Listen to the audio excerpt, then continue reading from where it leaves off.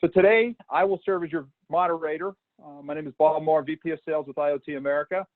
The three panelists we have with us today are Reinier Vanderlee, founder and CEO of Vinduino,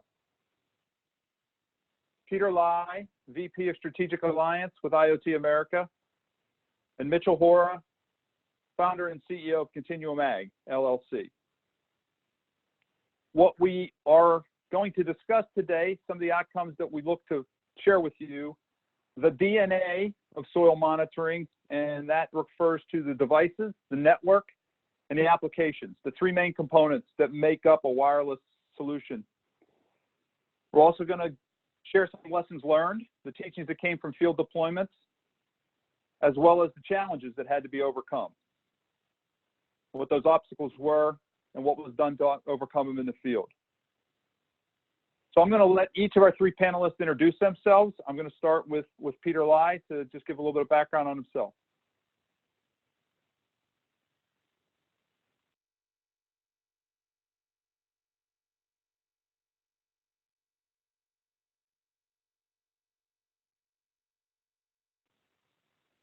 So Peter, are you able to speak? You're muted.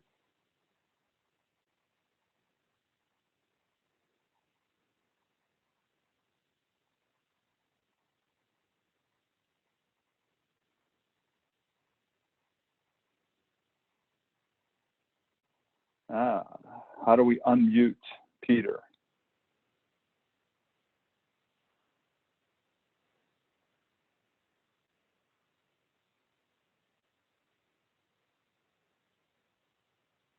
Okay, it's not letting there we me, go. There we go. There we go. Sorry about that, guys, everybody. Yep, Peter Lai, VP of Strategic Alliances for IoT America. So in that sense, what we do today is we're a managed service provider, right, that combines data from sensors collected to provide our growers with the actual insights to make decisions that help them increase yields, increase efficiency, enhance production, and obviously protect valuable assets. You know, what I do primarily within the company is that I oversee the alliances with our solution partners today from a hardware side and an application side. And that can be anything in regards to evaluation, validation of the solution itself, as well as some strategic planning on how we can definitely bring the right solution to our customers, the farmers out there and growers today. Thank you, Peter. Next, have Mitchell Hora from ContinuumAg share with us a little bit about himself and his background.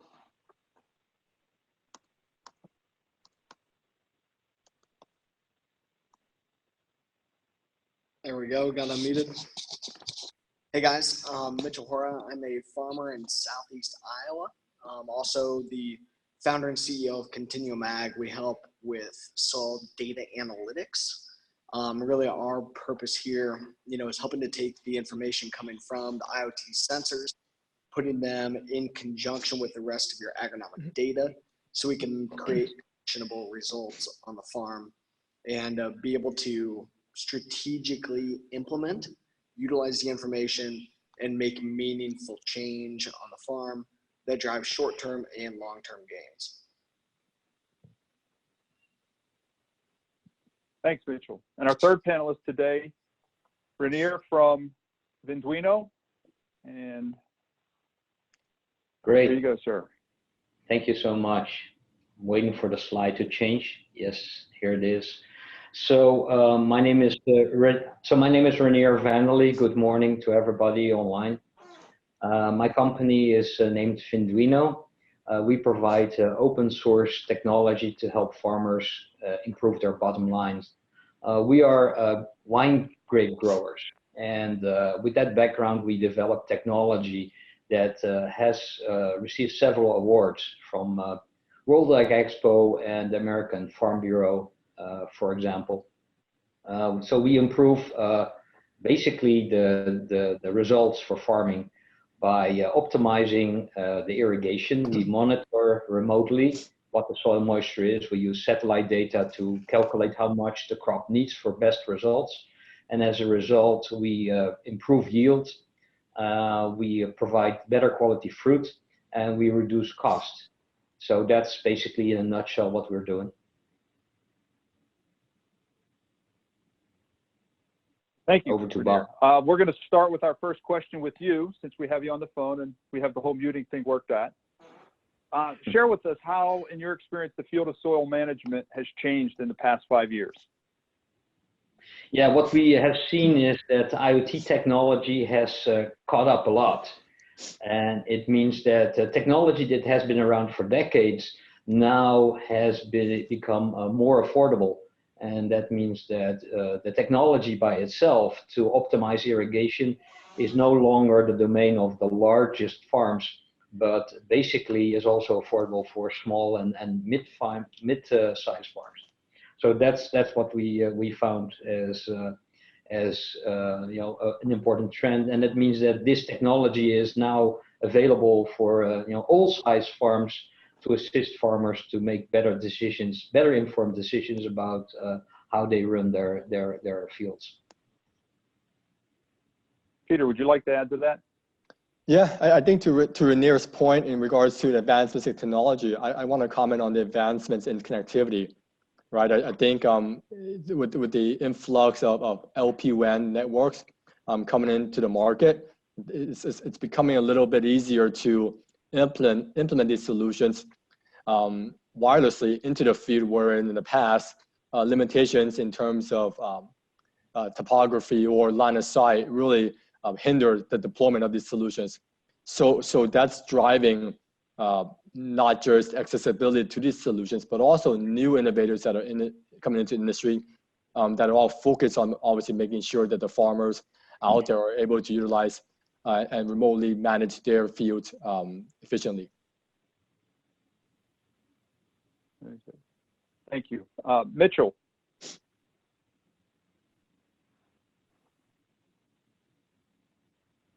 There we go, sir. So as an agronomist especially in row crop agriculture, I think the big thing for me is that, you know, we have the technology, we have the data, like we have more and more data collection tools. Now the key has been, okay, how do we utilize the data? And we're utilizing that data to help us to assess not only the agronomic parameters as chemical driven systems and only as chemistry, especially in terms of soil management, but also looking at the biological components, being able to look at the soil as a holistic living system. So for me, that's really been a big change, is going from a chemical driven soil system to a more biological, more robust system that allows us to utilize more advanced technology to help us to understand the complexities of our soil. While I have you there, Mitchell, can you get a little bit more detail on the important changes that are out there in terms of preparing for the future effectively? Yeah, I think the big thing there is that, you know, the consumer is going to be very connected with where their food comes from. We're seeing these trends in terms of sustainability, in terms of farm to fork marketing, utilizing interconnected systems. We can really be more transparent with the consumer. We can really drive more value in terms of the product itself, but also the way that it was produced. You know, how was it produced sustainably? What was the environmental impact? What was the tools, the products, the inputs, the management systems utilized to produce that product, and be a lot more transparent with the consumer. So I think farmers are preparing for that. It's kind of scary. It's kind of different, at least in the Midwest, where we're a little bit, you know, it's not as directly connected with a lot of the consumers as you are in your geographies. But it's still incredibly important to be able to track this all the way through and to be able to show, here's all the multiple steps in the supply chain. Here's the information about it. And if you support our way of farming, support us by working with us and becoming business partners, essentially. Reinier, what changes do you see? Well, there are certain changes that are on everybody's mind, like extreme weather. What may be a little bit more remote is, what does the climate change do to the migration of insects or pest-related insects? So that's a concern for farmers. Like, you'll see pests that you never saw before.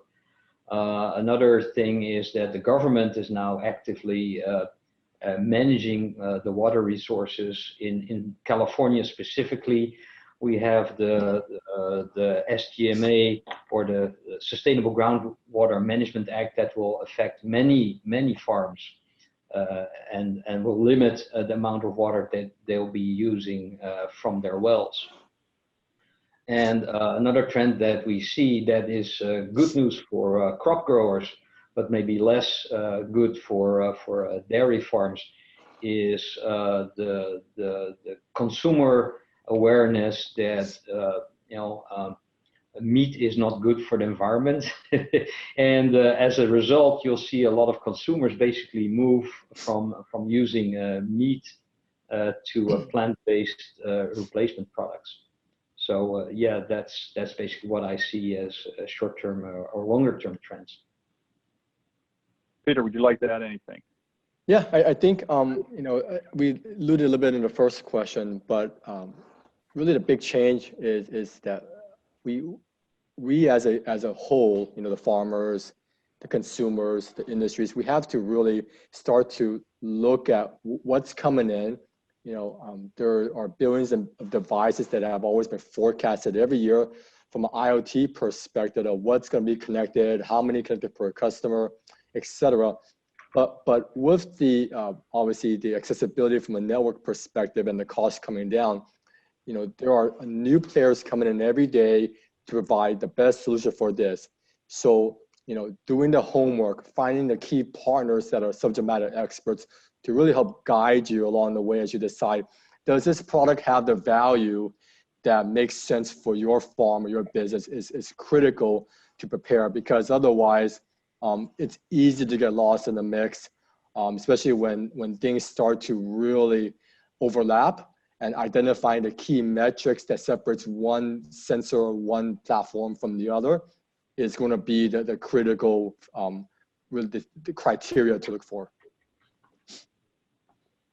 So we just talked about the changes that are going to impact the future. What are those trends that we've seen through 2019 that are starting to lead into 2020 that could be driving that? Reinier? I would say, I would think that there's a lot of interest in creating information from data. So I'll see, to make an analogy, if you're shipwrecked and you're in a lifeboat in the middle of the ocean, you're surrounded by water, but you have nothing to drink. And that's how many farmers feel with all the data that is being thrown at them.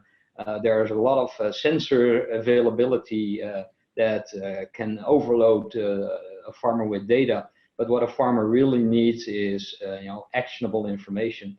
And so in our case, we provide information that is not telling you how much the soil moisture is in your field, although we tell it, but really we provide information to the farmer that tells him how often and how much he needs to irrigate, and we automate that as well. So that's a typical example, and I think that awareness from providers is a major change in what we see happening. Mitchell, what trends are present right now and that you're seeing out there in the fields with some of your clients?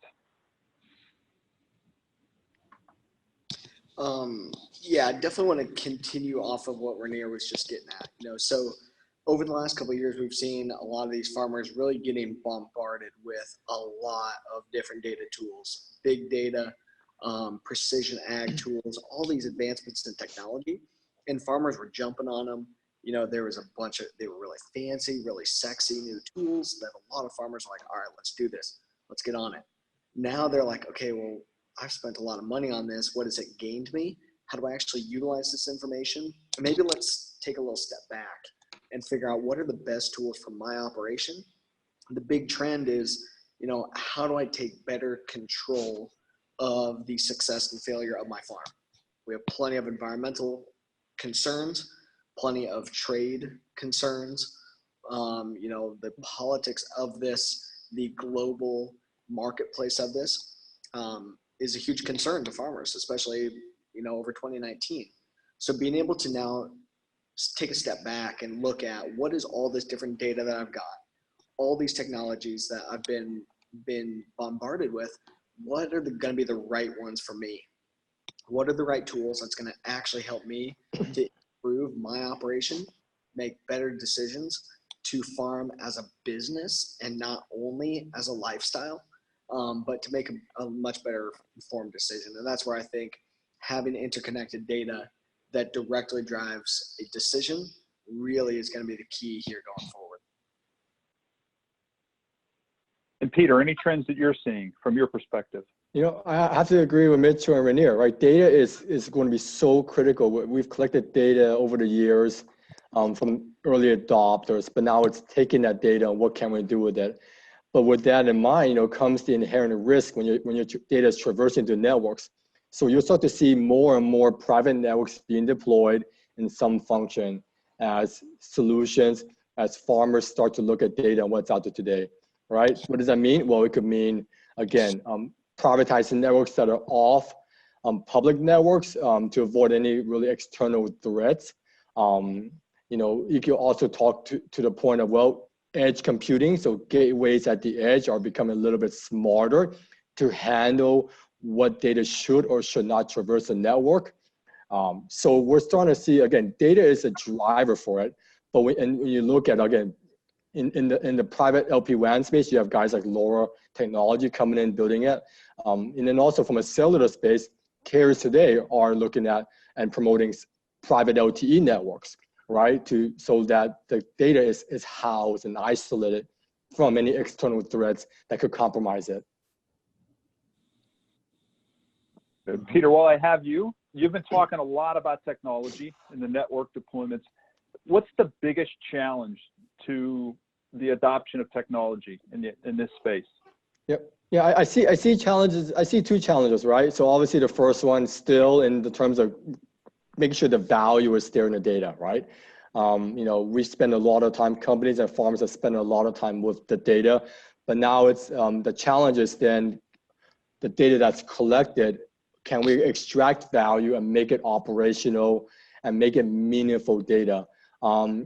That's one challenge. The second challenge is I mentioned network, but network connectivity is in rural parts of America is still the bottleneck, right? You see, there are initiatives from a 5G perspective to fund many programs to get broadband out, but until that's mainstream, we're still going to see the limitations from a connectivity perspective come out of that. So that's, again, where the private networks will come in to fill the gap, right? To complement other networks to provide that extra mile, 2 or 3 outside of the traditional footprint of a carrier or of a provider, whatnot. Mitchell, would you like to add what you're seeing from a technology adoption challenge? No, I think that's definitely, good that Peter was hitting on there. The connectivity, definitely can be some challenges, especially at the speed and reliability that we're going to need to continue to really ramp things up as we get into more autonomy, more instantaneous connectivity. So Peter's totally right there that we got some steps to move forward on. The other thing, like I said, like I was getting at before, farmers, I think, are just being hit up by a lot of different things. So they have to pick and choose. They have to be able to dial back, figure out what actually is going to work. So being able to make sure that the value prop is really clear, is very direct, and is very connected to return on investment, that's really critical to be able to get adoption on the farm. So I think that's been really key here as well. And then I think it's just the timeliness of it as well. So as farmers are adopting other technologies, if it's not super easy for them to use, if it's not super easy to be tapped right into their current management systems, they don't like to slow down and take the time to try to figure it out. When a farmer's busy, they're really busy. They don't want to slow down to try to tinker with their new toys, tinker with their new technology, even if it is really going to help them out. They've been farming, utilizing what they've got. If some of their new technology isn't 100% working, they'll just turn it off and they won't use it. And then we don't get that good information. We're not able to get the data to actually help them out. So it's got to be super easy for those farmers to be able to utilize the information. Reinier. Yeah, I agree with Mitch. Farmers want to use new technologies, but the learning curve needs to be short, and the path to return on investment, whether it's improving their crop or saving time, needs to be a short one. Another thing I wanted to bring up is an interesting trend that I just read last week about farmers buying used tractors. And the reason is that the older technology is as functional and as powerful as the new generation. It's just that with the older tractors, they can still do small repairs. And that's important for farmers. So if a tractor breaks, calling an expert that can do the computer management on a tractor, can take several days before that person is available on site. And farmers don't have the time for that. So with Vinduino, we took the approach of using open source hardware. This was something that was very common in the 80s or the 70s, where if you buy a new radio or a tape recorder, the manual came with the circuit diagram. So you can make small repairs if you're, if you're technical enough.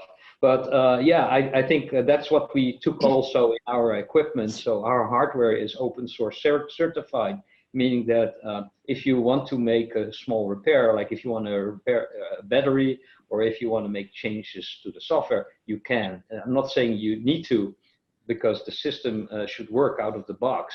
But if you want to make modifications, our system is available for that. One little tidbit right off of that too. I was at a conference last week, the Precision Farming Dealers Conference down in St. Louis. And one of the good analogies that they were talking about down there was, with some of these new technologies, they can come with really, really complex owner's manuals. But when you get a new iPhone, it doesn't come with an owner's manual at all. It's intuitive and ready to be utilized. So I think that is really critical to think about as we are rolling out new iterations of technology. Yeah. All right, very good. So the wireless technologies that we're talking about, what effect have they made on the field of soil health? Peter? Yeah, I think it's kind of to, part of it is, I could add, come back to Reinier's analogy, right? I look at it from the network side. From years ago when things started out with 3G, EVDO, even before that, 2G, but let's say 3G EVDO was really the first true build out of a network using that protocol to allow basic layer of automation. And now we have obviously 4G LTE and potentially 5G coming out, right? I think that as the technologies evolve, as speed gets faster, latency gets lower, you start to see more solutions coming out of the market that can start to capture more pieces of the puzzle, right? Not just soil moisture, but additional data points to come in. But then at what point is it overkill, right? Kind of to Mitchell's point, right? You have the big manual, but is it, and for that versus the iPhone with no manual, right? So when you look at a 5G network, yes, it can start bringing in all these solutions, but is 5G is just too much for soil health, right? Unless you start to add in additional data points, maybe drone, maybe a lot of the satellite imaging that requires big pipes. That's where I see the innovation coming from a network top-down perspective. But at the same time, what do we have today from a LoRa perspective, from 4G, from 3G, from Zigbee? All the different protocols out there have their specific use cases that are driving specific solutions for soil health into the market. But again, it comes back to kind of the challenges, right? Having a partner having a company to work with that knows and can navigate through all the technologies to help out and identify the right solution is really critical. Reinier, would you like to expand on Peter's thoughts? Yeah, a little bit. Telemetry has been around for decades. I was just thinking while Peter was talking that 50 years ago when we had the moon landing, the people at NASA were able to monitor the heart rates of the astronauts while they are on the moon. So the technology to monitor from remote locations has been around for decades. And the technology to cover the wireless distance has been improving over time, basically meaning that the energy efficiency has been improved, so you don't need big equipment with big batteries. The cost of the transmission has been lowered, and especially with the coming of the LoRa technology, there's been big advancements made there. But I think in the end, it's just a means to a goal. So being able to know what's going on in your field is the important part of it, and make decisions on based on that data. So you have data from your field that allows you to make informed decisions about how you run your farm as a company, as Mitch was saying, and that technology has become more and more available, lower cost. And there's of course several technologies that can do that, but the costs will differ, and that's why I'm happy with companies like IoT America that can take that narrow down that choice and basically show farmers what technologies are appropriate for their application, and make sure that they get that technology at affordable pricing. Mitchell, would you like to add to that? Yeah, no, for me, soil health means that we're not just looking at the chemical component of the soil, but we're looking at the biological, physical, and chemical components of the soil. And by improving soil health just means that we're making continuous improvements in the principles of soil health, which is keep the ground covered, minimize disturbance, keep a living root at all times, implement diversity, and integrate animals. And so the technology here just really gives us more actionable insights into managing that, especially in terms of managing water, whether that be too much water, not enough water, as we're utilizing things like no-till and cover crops. So that's a good initial step here to give us the integrated data to help farmers to continually improve in terms of soil health. Like Peter was getting at before, yeah, how much is overkill? I don't know yet, because I think that the incredibly interconnected real-time data is going to be important as we're utilizing artificial intelligence to interpret the information and to make on-the-fly recommendations, on-the-fly applications based on the intense amount of data that is being made available. So I think that's where the real-time connectivity really helps, is as we're utilizing that real-time connectivity to make an on-the-fly decision, utilize the technology that farmers already have available, just take it to the next level, take it to instantaneous systems, and utilize artificial intelligence and big data to be able to do that. I'd like to build on your comments right there, Mitchell.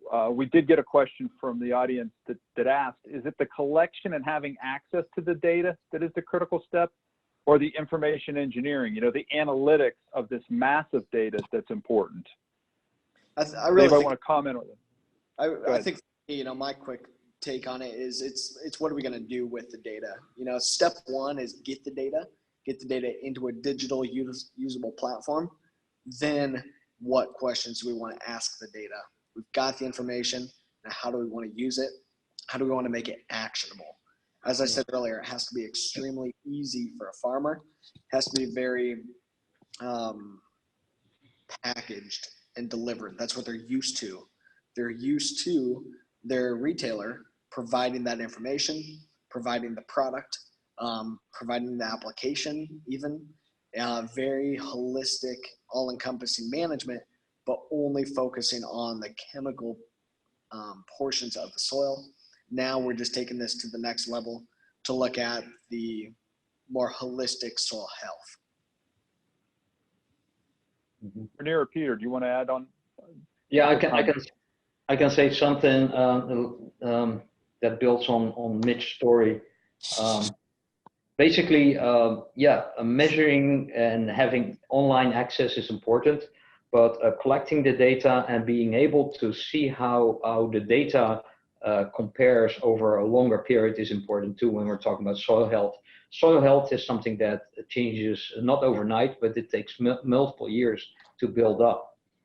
So having the data collected and being able to make meaningful comparisons, so you know what change works in perspective to soil health, is very important for the application that you're choosing.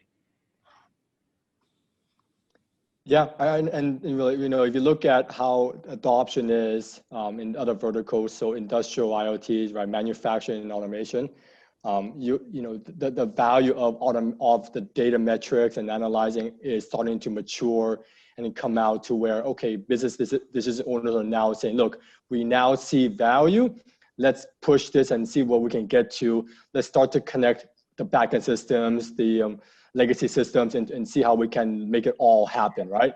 But for Reinier's point, from soil perspective, there's such a long growth period from the data, right? Because there's so many factors that can come into it.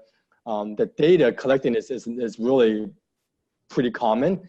It's now taking that data to Mitchell and Reinier, and again, to reinforce that comment, is to then look at the data and see what can we extract out of it and make that extraction the key point to drive it into actionable and valuable data. So that's where the key is at. And then, perfect, Peter, segue. Building off of what you just said, and I think Mitchell and Reinier can also add to this. So at the base level, this type of data controls irrigation on-off, soil moisture level, and can also look at kind of the NPK piece of it. Above and beyond that, what does this data help to do from a soil standpoint, specific to the plant microbiological elements? We know that even extremely specific microbial analysis, I think, will be coming. I think it's still a couple of years away, but I see that coming down the pipeline. For now, we know that microbes are typically in our soil. They're subaquatic species. And so they're living in those water films, on soil colloids, on the roots of plants that are in the soil.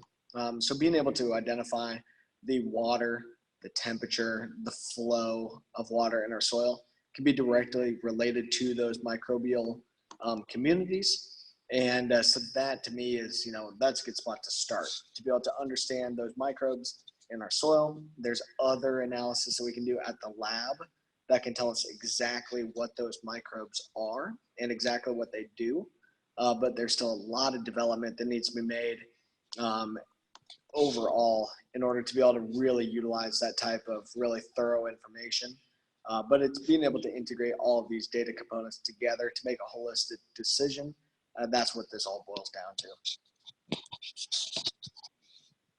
Yeah, and I can agree that there is a new generation of sensors in the oven that will enable to basically monitor the environment that is good for beneficial bacteria, fungi, and nematodes. So yeah, that is all on a university level, but I would assume that with the awareness that the microbiome in the soil is becoming more and more important, there will be tools developed to monitor and develop that further.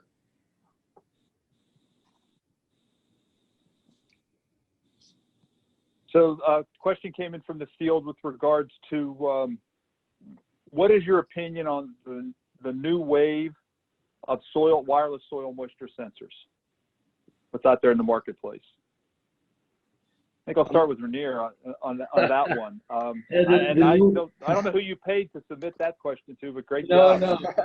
What's my opinion of the new wave of soil moisture sensors? So, well, there are different angles to it. So when you're talking about what technology is being used as the actual sensor, there are two major schools of thought. One is a tensiometer, or at least an electronic tensiometer. Another sensor is basically measuring the capacity around, or the capacitance of that sensor. Both have their pros and cons. I would say that the accuracy of both technologies is about the same in the field, and the usability is also the same. It's a matter of preference. I prefer personally, and because I run my own vineyard as well, I prefer the tensiometer style sensors, because they give me a reading in kilopascal, and that basically is the soil water potential, which is independent of the type of soil. So that is an advantage that I like, but it's personal advantage.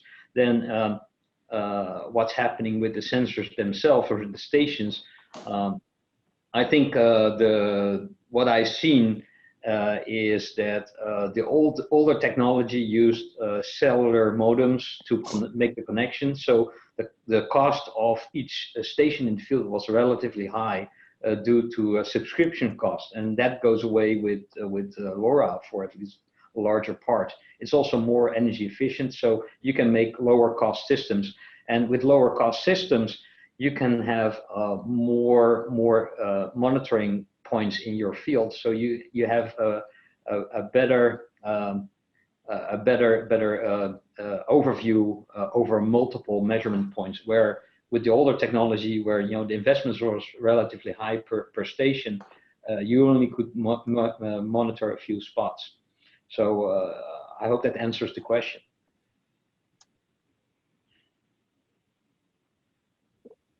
Peter, do you want to add to that? Well, no, I think it really, the next wave, you start to see really the data points and sensors becoming unsiloed to a certain extent. I know we talked about it earlier, but the ability to take the data now and then pass the data on to make other decisions like irrigation is going to be really the next wave, really. So sensors will always become better produced. Companies are starting to turn, which was once non-wireless, into a wireless solution, because module manufacturers from a cellular perspective is becoming a little bit cheaper in the cost of production. So and network costs from a connectivity piece is becoming lesser as well. So that's going to drive up the influx of the type of solutions. So data hardware is always going to be an ever evolving introduction of new additional data points, but the really big wave is going to be then connecting all of that into really that ability for the farmer to say, now I see this data point, I see a dashboard of this, now let's connect it all and make it all much more seamless and really automated versus all manually done.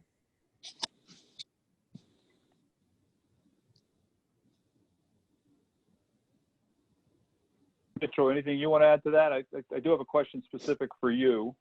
Yeah, no, I think they hit the nail on the head with comments there. Very good. So this is it's a little bit tangential to what we've been talking about, but the question was asked is how they could measure or monitor the amount of carbon being sequestered in a given plot of land. Yeah, I think sensors will be really important in monitoring soil carbon. I don't see anything quite yet that is there that's really going to help us to do it. We can make some assessments of organic matter right now, but not necessarily at a accurate enough level to really be able to monitor carbon sequestration. The other key thing there is that we need to be able to monitor deeper soil analysis as well. A lot of the carbon evaluations are wanting to go 1 meter deep and evaluate the carbon stored in the top meter of soil. I think we can make a lot of assessments based on a shallow assessment of the carbon, but we need to be able to correlate these things together to really be able to give us a full look at how are we sequestering carbon in our soils, and also how can we more actionably sequester even more. So I think it will play a key role in just more continual evaluation of the carbon. I think we're going to be able to see the water extractable carbon pretty quickly, the readily available carbon for microbes that comes from plant exudates. And I think we'll be able to see organic matter and then tie from that the organic carbon. But will it be thorough enough to really drive a market? I'm not sure, but to help make on-farm decisions, yeah, I think that'll definitely be, where this can help to fit in the probably within the next couple of years. Thank you. Peter, I've got a question specific for you. The question was asked, in today's world of kind of nefarious attitudes and actions by people, what's the security and privacy of a network such that this data is contained to just those farmers and it's accurate, can't be manipulated or pirated away? Yeah, so when we look at it, we can look at it from a couple of different points, right? Obviously, my comment on private networks is really the root, will be a big driver, right? Is to take the data away from public networks so that any type of threats can be mitigated, because it is a internal IP structure, internal routing capabilities are all in-housed in there. So from a security perspective, that's really the best way to do this. Now, when you factor in the type of technology, when you look at, well, is it 4G, 3G, you have to kind of go to those rings to understand the nuances of how the packets are broken up and then put back together, and how things are authenticated at the edge, and then and then in the middle where the servers are, and then at the end where the application is. But then when you look at LoRa, for example, LoRa in its simplest form, because of how it handles authentication, because of how keys are assigned, so keys are really identifiers, one way to identify the device, the application, and the network side. LoRa really helps out in that case because it's a private network that can be built, and also it's a private network that, when we look at soil health, for example, today, the majority of solutions do not require a ton of bandwidth or devices that are power hungry or require a heavy backhaul. So LoRa is an ideal fit to allow one private network to handle traffic from thousands of sensors. But again, the traffic is segmented away from other networks that could be around it. So neighboring networks will not be able to see the traffic because it's siloed, right? So the approach to privatizing these networks is going to be crucial in terms of addressing security, not only at the network side, but also at the edge side, so at the gateway side as well. It's all going to be a big driver motivation to really make sure that the data, becomes really impactful at the end of the day. Thank you, Peter. Can I make a comment on this? Please so, do. Yeah, it's especially in the wireless communication arena. Several companies have stepped up to improve security on IoT wireless solutions. Our experience is that for the farming application, you may want some security, but you may not want to overdo it. So what is the risk if somebody is tapping on the soil moisture data in your fields or the temperature in your fields? If somebody basically steals that data, that is not a critical loss to a farm. At least that's my opinion, and that's certainly true for my company. But if you automate irrigation and somebody is messing with your irrigation valves, that's something different. So that's where having secure data communication and encrypted data comes in important. Now the question is how far do you want to take it? Because you can invest a lot to make it 100% or 99.999% secure. But if somebody wants to flood your fields, they can just drive over and open the valves manually. So then there's the question of how far do you want to go? And with the current technology, like if you're just focusing in on LoRa as the wireless technology that we're using, having secure data communication, having encryption, gives it already a level of security that is sufficient for most farming applications. So security is important, but we don't need to overdo it, I think. Very good, thank you. I'm going to use this last question here as a way to segue to our final slides. The question was asked about, who provides the service of doing, in quotations, the tinkering with the toys, helping with the integration, because technology means diddly if the farmer doesn't know what to do with it. And that's really where IoT America comes in with our managed services play.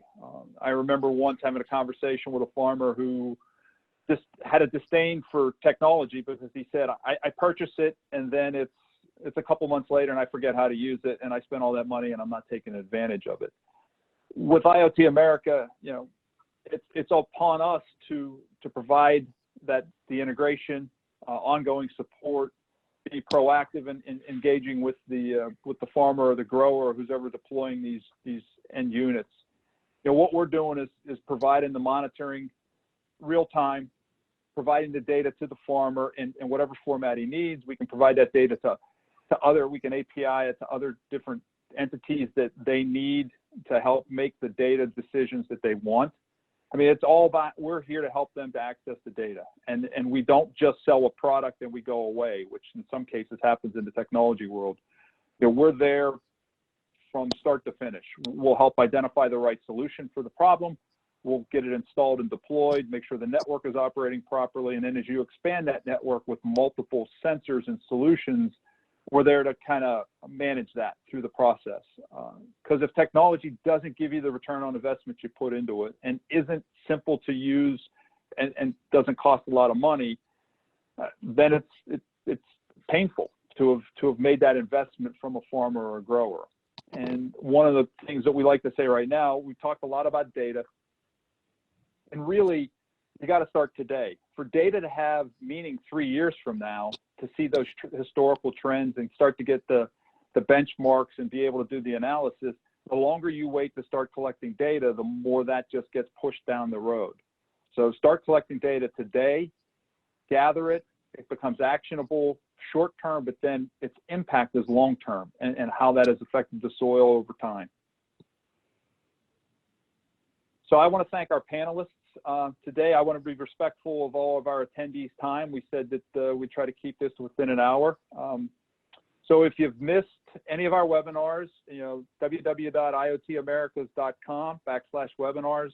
This one will be posted on it in a very short period of time. And then we also ask that all of our attendees that were listening in just take the opportunity to complete the survey that you get.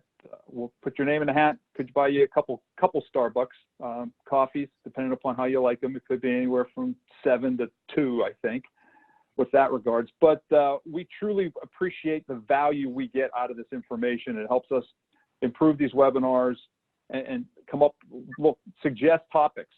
This was the third one we did in soil. We're looking to do different ones and expand upon it. So again, we appreciate everybody's time. We apologize for some of the technical inconveniences. This was new from a panelist discussion of handling things back and forth. I think we had a few glitches, but I think all in all, the content of this webinar was excellent. I'm going to give our panelists an opportunity for a closing statement. So Reinier?